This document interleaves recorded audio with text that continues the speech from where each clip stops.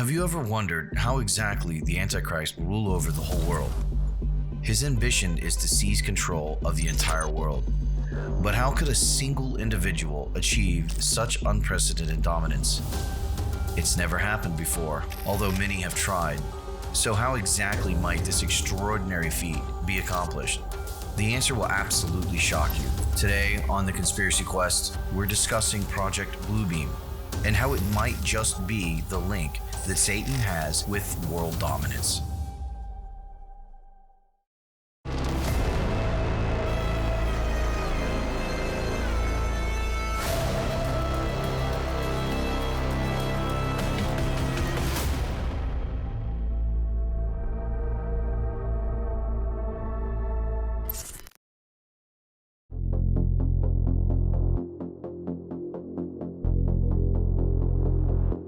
The book of Revelation in the Bible describes what the last days will look like for those on earth.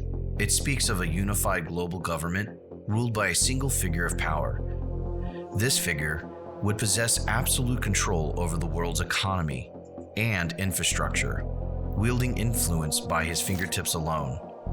In our modern era of increasing interconnectedness and technological advancements in the fields of science, medicine, and computing power, it becomes easier to imagine the convergence of these forces.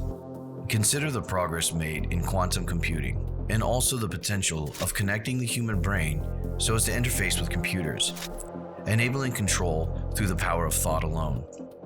In this rapidly advancing world, where artificial intelligence lends its assistance, it's conceivable that within just a few short years, a singular individual could wield unprecedented dominion over the entire world.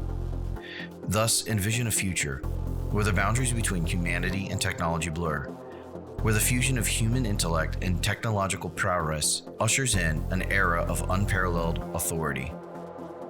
As these advancements reach their peak, the power to control our fragile world could rest in the hands of a solitary mastermind. Indeed, the prophecy of the Antichrist's rise aligns with the limitless possibilities presented by progress. In this grand tapestry of fate and innovation, ancient prophecies and technological marvels collide, painting a portrait of a future where one person commands absolute power over our trembling world.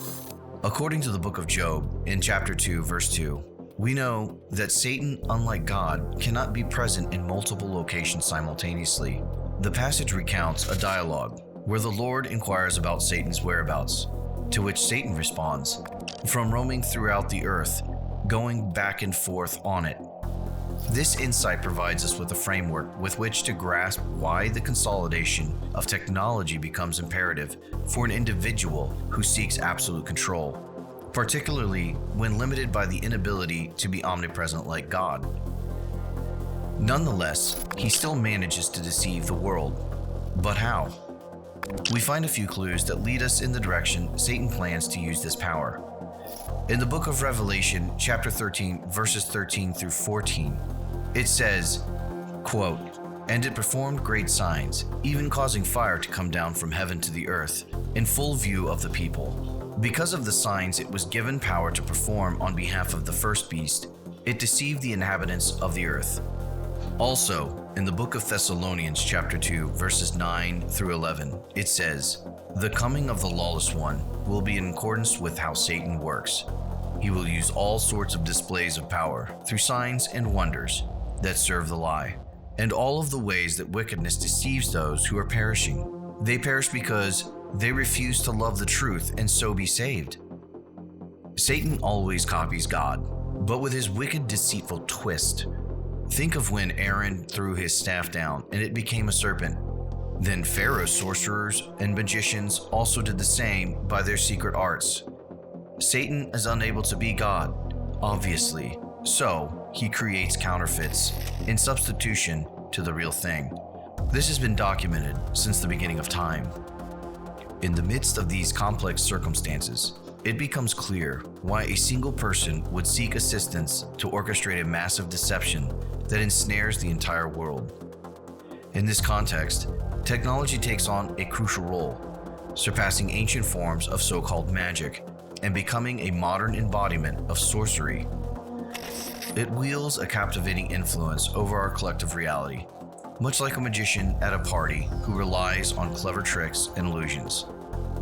In other words, Satan's approach is more like a skilled illusionist rather than actually possessing the powers that Jesus has. After all, Jesus doesn't need to use smoke and mirrors to change the world over. Only the power of the living Word of God and the loving act on the cross are needed to bridge the gap between God and man.